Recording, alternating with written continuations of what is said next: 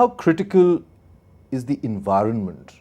Do you believe that in India we actually create a good environment for entrepreneurship to thrive?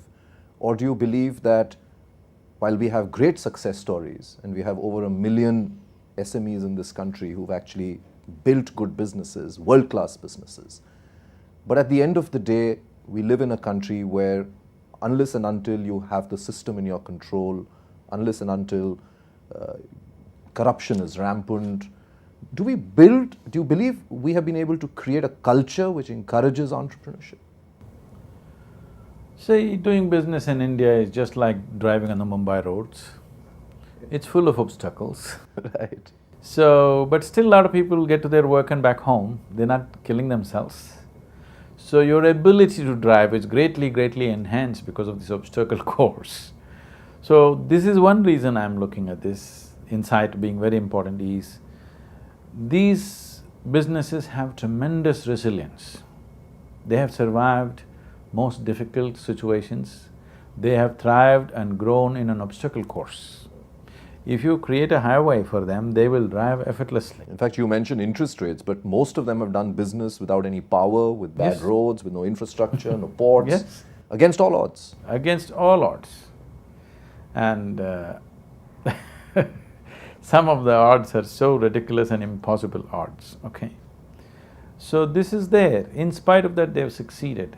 So when they have succeeded in spite of all these hurdles on their way, I strongly feel for them that their success has to be much more because they have succeeded in most difficult conditions.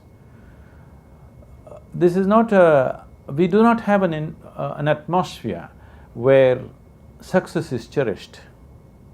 Everybody is trying to succeed, but if somebody succeeds, it is being still seen as some kind of a profit, and success are still bad words, unfortunately.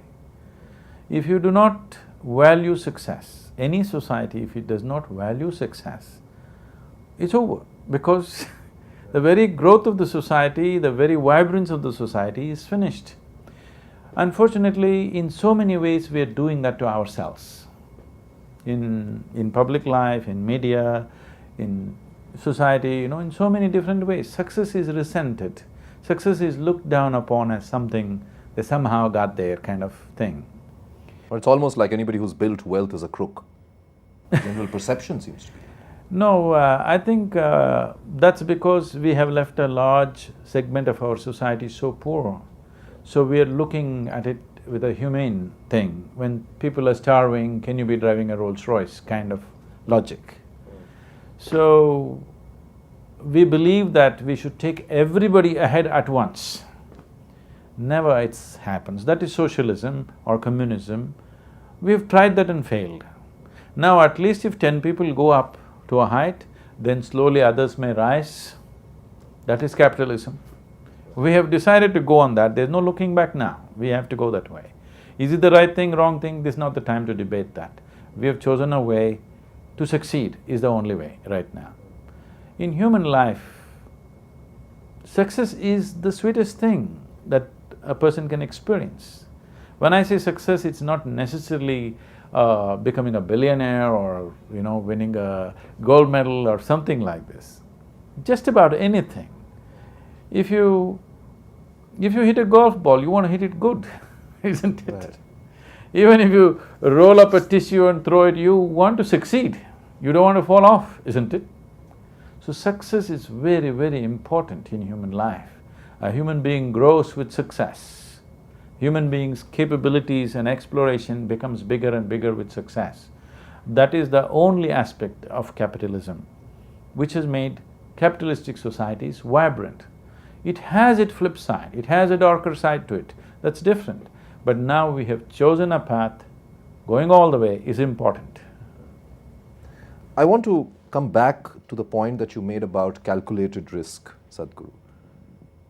Isn't that what leadership is all about? Do you believe that good, strong leaders, successful leaders are the ones who are able to, despite the bad times, despite all the hurdles that come your way, are able to actually take those calculated risks and think ahead? How would you define leadership? And I'm asking you this question, I remember when we last met, things were very gloomy. globally as well as in India. We've seen some sentiment change, and I know I know we talked about the fact that we have gotten so used to living our life on the level of the Sensex, but thankfully this time the Sensex is higher than we last spoke. And I want to understand from you that while on the one hand suddenly there is a better feel-good today across the world than what it was a year ago, but at the same time, when you go through a phase of 3, 4 years, 5 years, some of these companies that you're talking about have probably lived with bad infrastructure or high interest rates for many, many years. How would you, in that context, define leadership? See, the role of a leader becomes all the more important when situations are bad. When situations are good, most people could live their life. Most people could live their life and succeed without the help of a leader. But when situations are bad, that is when a leader's role becomes very important, because when there is pressure from every side, when there are threats of losing everything that you have, to still be able to keep your marbles in place and make the right decision that works for yourself and everybody around you takes a certain clarity.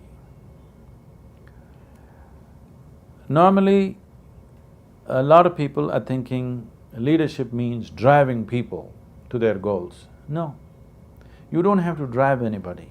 If you display a certain level of clarity about any aspect of life, people will naturally follow you. Can you define clarity? You're able to see things as they are.